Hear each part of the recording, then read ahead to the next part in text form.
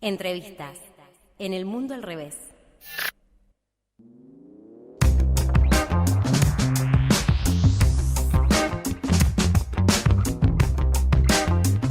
Momento de la entrevista aquí en El Mundo al Revés, por el aire libre. Estamos en comunicación en esta ocasión con Marina Magnani, concejala aquí de la Ciudad de Rosario, de Unidad Ciudadana, para hablar de varias cosas, entre ellas por su proyecto para crear un programa ATP municipal. Hola Marina, te saluda Diana Maraciolo, ¿cómo estás? Hola, ¿qué tal, Diana? ¿Cómo estás? Buenas tardes. Un saludo a toda la audiencia. Muy contenta de estar estableciendo esta comunicación y bueno, decía que se presentó este proyecto, un ATP municipal. Contanos a qué apunta el proyecto principalmente. Bueno, nosotros recordemos que desde marzo del 2020, cuando se vieron interrumpidas muchas actividades, lógicamente lo que empieza a ocurrir es una baja de ventas, ¿no? Con la falta de circulación de gente, decae mucho el consumo. Y eso impactó muy negativamente en muchos rubros, pero además el tema era que había cierres intermitentes, que hasta el día de hoy tenemos gimnasios que, bueno, tuvieron 15 días cerrados, bares que tienen que cerrar. Eso en el 2020 tuvo una respuesta por parte del Estado Nacional, que era los ATP, Sí. Que era el pago de una parte del salario de los trabajadores, que hoy se continúa con la vigencia de los ATP más los Repro 2. Después, a nivel provincial, también hubo algunas asistencias económicas, las agencias provinciales de desarrollo también asistieron a algunas industrias y comercios con recursos de la provincia, pero nos parecía que en este momento donde se extendió tanto la cuarentena y hubo que extender tanto las medidas sanitarias, era necesario también algún aporte del Estado municipal. Claro.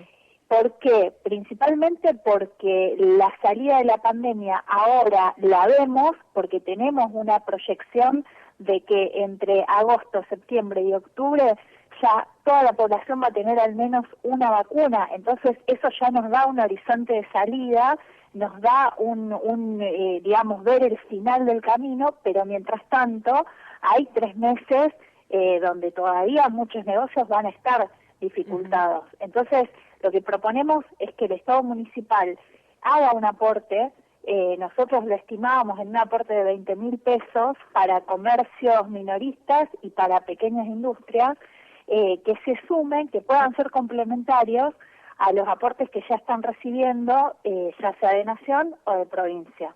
Son complementarios, serían complementarios. Sí, nosotros en el proyecto lo planteamos como algo complementario porque entendemos que si no, no tiene sentido, ¿no? Que justamente lo que tiene sentido es que se complementen las ayudas. Claro. Porque imaginémonos que un gimnasio, por ejemplo, puede tener 150.000 pesos de gastos fijos, ¿no? Entre alquiler, mantenimiento, tarifas, entonces digo, sueldos. Entonces, si bien hay pagos de ATP, hay pagos de Repro para algunos sectores, hay algo de ayuda de provincia, de todos modos no alcanza para un lugar que no tuvo actividad, que no pudo trabajar, ¿no? La verdad es que en principio para nosotros tiene que ver con que el Estado asuma un rol activo en sostener la actividad económica y el trabajo. Recordemos que el año pasado nosotros votamos la emisión de letras, desde el Consejo votamos a través de una ordenanza el permiso para que el Estado municipal se endeude con letras de corto plazo, letras en pesos. En ese momento votamos la posibilidad de endeudarnos por 500 millones de pesos. Lo que hizo el Estado municipal en ese momento fue refinanciar pasivos que tenía y que se pudieron pagar esas letras. Un año después ya se pagaron, o sea que ya se cumplió con las personas que habían que eran acreedores, digamos, de esos títulos. O sea que pensamos que podemos asumir una nueva deuda en pesos de corto plazo que sea destinada a sostener el comercio y a sostener la actividad económica, que la verdad es que es mucho lo que implica de mano de obra, el comercio minorista, es mucho la cantidad de gente que emplea, y es mucha la cantidad de gente que perdió su trabajo. Claro. Y la verdad es que pensar hoy que haya más comercios que cierren, más personas desempleadas, y pensar que luego de que estemos todos vacunados, eso el mercado solo lo va a regular o que solo el mercado va a restablecer esa red de comercios que cerraron, no es así, no va a funcionar así. Lo que hoy se cierra es muy difícil que después solo por el propio esfuerzo de los privados resurja. Lo que hay que tratar es que no cierren más comercios. ¿Qué tal, Marina? Te saluda Lautaro Ceballos, ¿cómo estás? Hola, ¿qué tal? ¿Cómo estás? Sí, quería consultarte un poco, recién lo contestabas igual, de dónde iban a salir los fondos para este programa ATP y si tienen un monto fijo de cuál es el monto a conseguir para encarar este programa. Mira, si lo pensamos para 700 comercios, por ejemplo, que son los que nosotros eximimos de algunos impuestos, si tomamos acá en el sur de la provincia, puntualmente Rosario, hubo aproximadamente 700 comercios de industrias que fueron beneficiados con exenciones impositivas. Si tomamos eso como un potencial número de comercios beneficiarios e industrias pequeñas beneficiarias y pensamos en un importe de 20.000 pesos, estamos rondando los 46 millones de pesos. Eso es algo que tranquilamente el Estado municipal puede financiar con letras en pesos de emisión a corto plazo, que sean para pagaderas en un año. ¿Y por qué? Bueno, porque sostener también el comercio y la pequeña industria es también sostener las arcas del municipio. El Estado municipal se sostiene principalmente con los impuestos que recauda. Digamos, si bien en la integración del presupuesto de los municipios hay un aporte importante de nación, hay un aporte importante de la provincia, pero el financiamiento tiene que ver con la actividad económica. Lo que los estados municipales recaudan es el derecho de registro de inspección, es el tributo más fuerte en la estructura impositiva del municipio, y eso, el derecho de registro de inspección se paga en relación a la actividad económica, o sea, un comercio de acuerdo a sus ventas y a su facturación es lo que tributa de DREI. Cuando los comercios cierran o no venden, no hay facturación. Cuando no hay facturación, no hay aportes y también el Estado pierde su fuente de financiamiento. Entonces, hoy que nosotros estamos, según algunos números, tenemos el indicador que desde fines del 2019 hasta ahora, producto de la pandemia, se cerraron alrededor de 1.500 comercios. Ahí es una estimación, pueden ser más. Si nosotros pensamos que cada uno de esos comercios, además de que es una o dos fuentes de trabajo que se perdieron, es también caída de la recaudación, lo que hay es una afectación no solo a la economía en términos privados, sino a la economía de todos, ¿no? El financiamiento del sistema de salud, de la obra pública, etcétera, etcétera. Entonces, hoy sostener la actividad comercial, sostener la actividad industrial, para que haya niveles de actividad, de empleo, además de una cuestión de justicia social, de los derechos de las personas que se ven afectadas en su trabajo, en su producción, es también la necesidad de sostener el mismo Estado municipal, ¿no? Se habla de un programa ATP que atendería a quienes, aún resistiendo la pandemia, pudieron conservar su fuente de trabajo y su actividad. ¿Qué pasa con aquellos trabajadores y trabajadoras que perdieron su trabajo en lo que va de la pandemia? ¿El Estado municipal podría implementar algún tipo de asistencia mayor para estas personas? Bueno, en realidad lo que hubo sí fueron muchas políticas del Estado Nacional. Fue el incremento de la tarjeta alimentaria, fue la incorporación de 1 millón de niños a nivel nacional en la asignación universal por hijo, tiene que ver ahora con una ampliación de la moratoria jubilatoria para que más personas puedan acceder a beneficios previsionales, que eran personas que no tenían de la cantidad de aportes suficientes. Se incluye el cómputo de hijos dentro del cálculo de años aportados. O sea que hay un reconocimiento a las mujeres del trabajo de crianza, del trabajo de cuidado, ¿no? Entonces, con esto hay muchas mujeres, 180.000 en todo el país, que van a poder acceder a un beneficio jubilatorio. Eso es una política para la gente de más de 60 años que seguía trabajando o que quizás está sin trabajo. Y después tenemos el problema de la gente joven, que si bien hay muchas políticas de asistencia al trabajo como el Potenciar o algunos otros programas de la economía social, en realidad a donde tenemos que apuntar es a un incentivo de la producción, ¿no? Claro. Y ahí yo creo que hay que discutir mucho con las teorías fiscalistas de que no se puede gastar más de lo que se gana. Yo creo que esta es una etapa donde el Estado va a tener que gastar más, va a tener que tener un gasto fuerte en reactivar la economía, porque eso es lo que nos va a permitir salir de esta situación.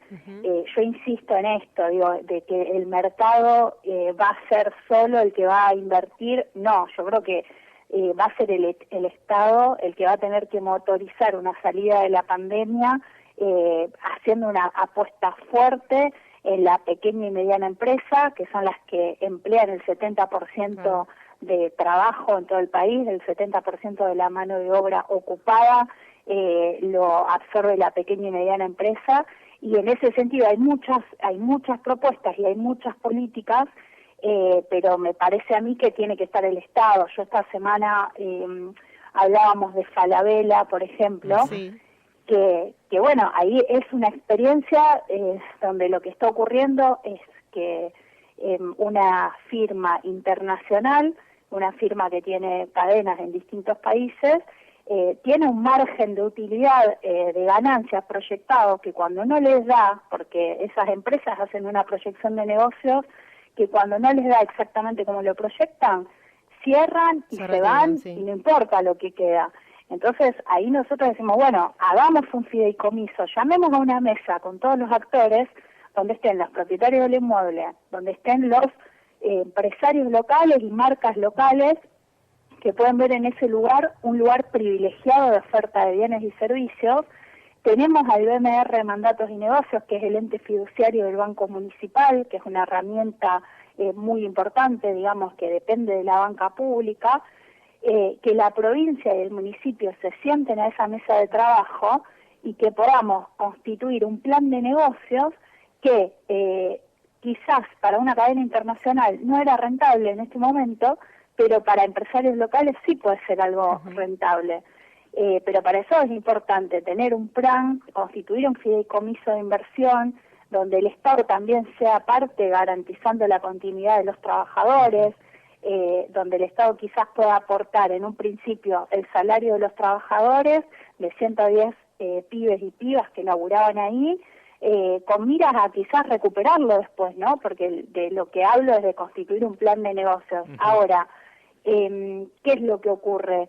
Que si yo voy a esperar que los privados inviertan, y los privados van a esperar que pase la pandemia para invertir.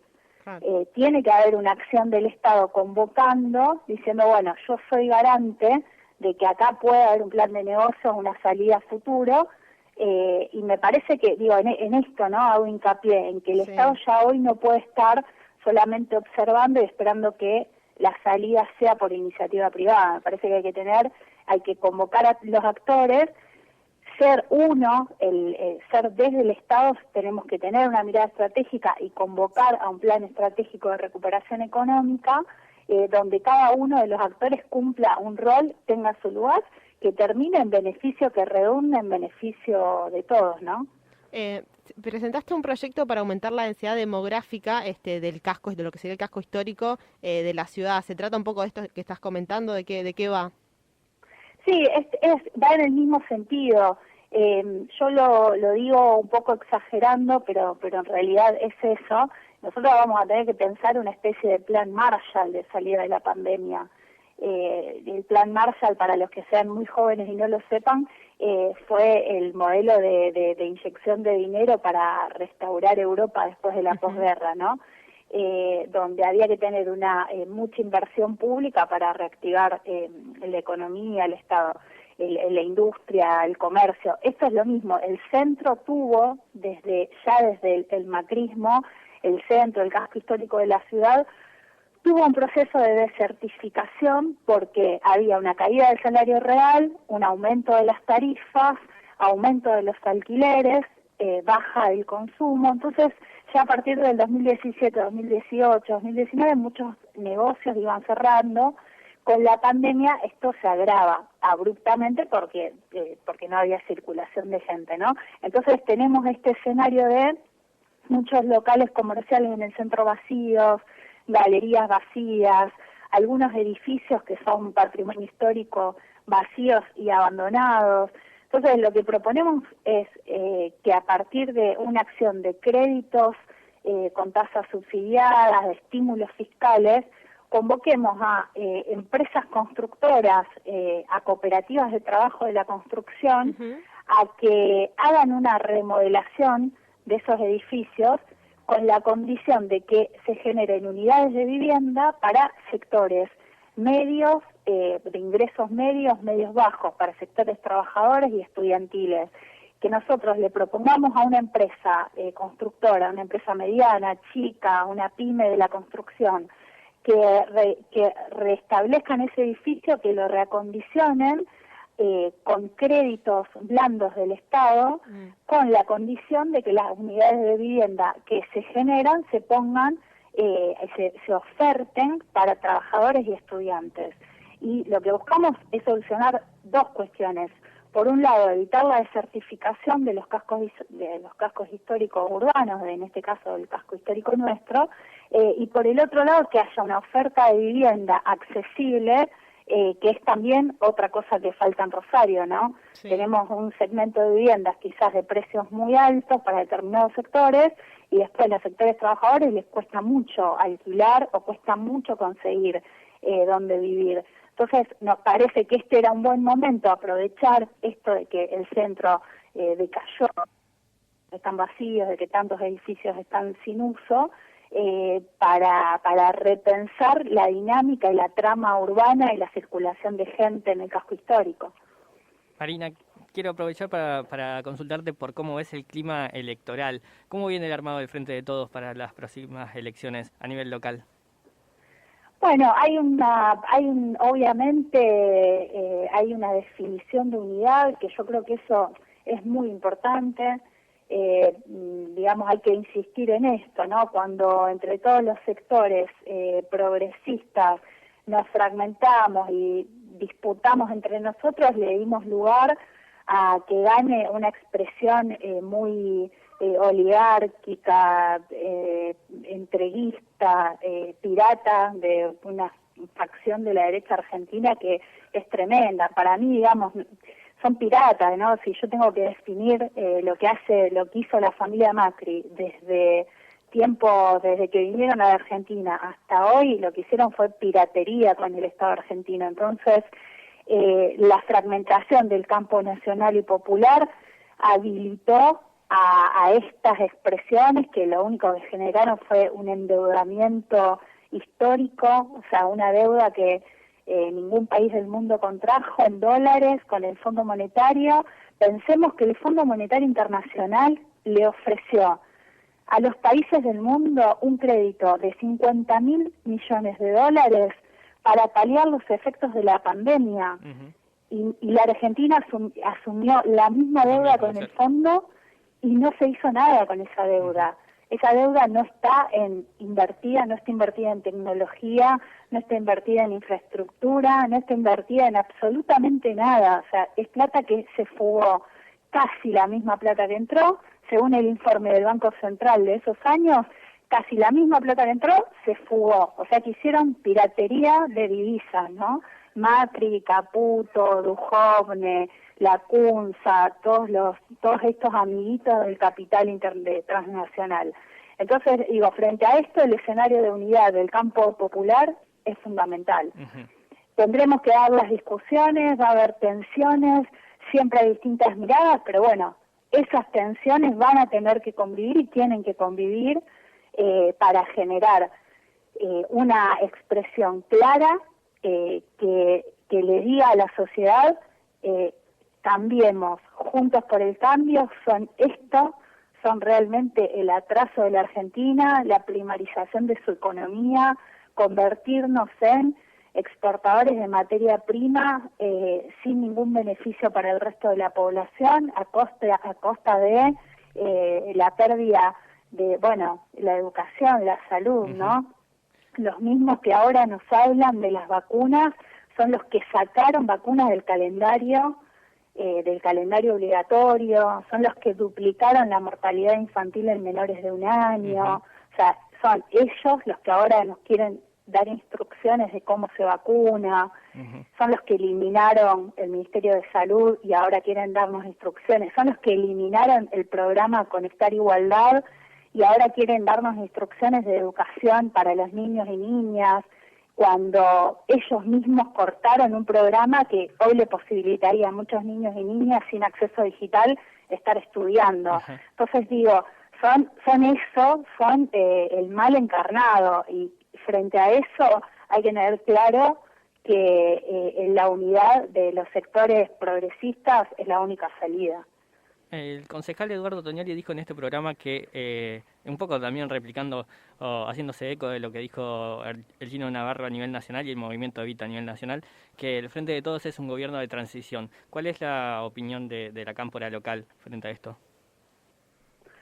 Sí, a ver, es una etapa de transición, pero creo yo, más que de transición política, principalmente de transición económica, agravada por la pandemia, ¿no? Porque lo que tenemos también desde el macrismo hasta ahora es al Estado en su totalidad atado a un modelo económico, un plan económico que se pergeñó, que te condiciona fuertemente con el endeudamiento. Esto es como con otras características en lo político, pero es lo mismo que pasó con los gobiernos después de la dictadura militar, pero agravado, ¿no?, por el monto de la deuda que tenemos ahora. O sea que lo que tenemos es un Estado que se reestructuró en torno a una matriz neoliberal. Nosotros habíamos logrado con todos los gobiernos de Néstor y Cristina desandar un camino de estructuras neoliberales del Estado que con los 4 años de Macri se restablecieron. Entonces, desandar ese camino no es un trabajo de un día para el otro. Y encima con el peso de la deuda, encima con el peso de tener que pagar deuda que estamos negociándola, estamos renegociando las condiciones, estamos renegociando los intereses, estamos renegociando el plazo y cuándo se va a tener que pagar, pero que la vamos a pagar. Digo, entonces, frente a eso, sí, lógico que este va a ser un gobierno de transición, porque salir de esa situación que nos dejó el macrismo no va a ser de un día para el otro.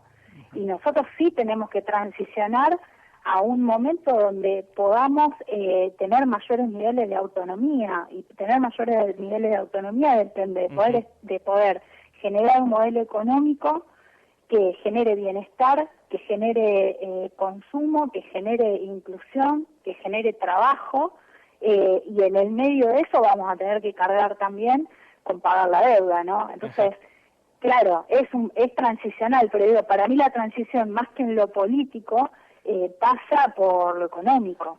Lo político va a ser una consecuencia de esa transición económica. La última cortita, Marina. Hablaste de la necesidad de la unidad de los sectores progresistas, pero al momento de las próximas elecciones también va a haber un sector del peronismo que uno no sabe si se sigue identificando con esas banderas o si alguna vez se identificó con esa bandera progresista. Me refiero puntualmente a lo que es el sector del senador Traferri. ¿Van a compartir sello, alianza a nivel provincial con ese sector? Yo entiendo que sí, y que después lo que va a haber es internas, ¿no? Que eso me parece a mí que es incluso lo más saludable, que en un marco de unidad cada espacio político trate de visibilizarse, legitimarse en una interna. Y me parece además que es lo que termina siendo a la fortaleza del frente político. Pero no se va como todos los sectores llegan legitimados por su propia interna. Entonces, me parece a mí, o al menos tengo entendido que todo se va a dar en el marco de las internas en el Frente de Unidad. Pero precisamente no es que se va deslegitimando, compartiendo un espacio con alguien que no quiere seguir manteniendo los privilegios, digamos, tiene una lógica más asociada al privilegio de lo que se combate, que digamos que es Juntos por el Cambio más identificado con ese tipo de hacer política. No, pasa que también me parece a mí que el juego de la democracia es eso, que también uno logre o lo que uno plantea después convertirlo en términos de mayoría, convertirlo en términos de cantidad. Y si uno está dentro de un frente político como es el Frente de Todos, donde hay una coalición de intereses que principalmente se identifican con un modelo nacional de producción, con justicia social, con redistribución del ingreso. Después hay variantes, hay matices, pero digo, el que esté ubicado en ese lugar, después va a tener que también disputar en función de qué es lo construido, de qué es lo que trabajó, de qué es lo que expresó socialmente, y me parece a mí que eso es lo que termina haciendo a la solidez y a la credibilidad de enfrente, que cada uno de los sectores que están ahí están puestos porque hay un sector de la población que lo bancó. Y en ese sentido yo la verdad que no sé por ahí puntualmente a qué hacen alusión ustedes, pero Santa Fe es una provincia de 365 localidades donde son muy pocas las localidades que gobierna el peronismo. La provincia es inmensamente radical o gobernada por Juntos por el Cambio o por alguna variante de Cambiemos o por el Frente Progresista. Es una provincia que está muy vinculada a la producción granaria, entonces tiene un componente social ahí muy consolidado en torno a la defensa del interés agropecuario, del agronegocio, del negocio concentrado. Y no es mayoritaria la presencia del peronismo. Nosotros lo que tenemos que lograr es extender la presencia, que en todas las localidades, en todas las comunidades de la provincia pueda haber una expresión electoral del Frente de Todos, y eso es lo que va a determinar en última instancia a la política superestructural del Frente de Todos, esa representación territorial, y eso es lo que hay que construir.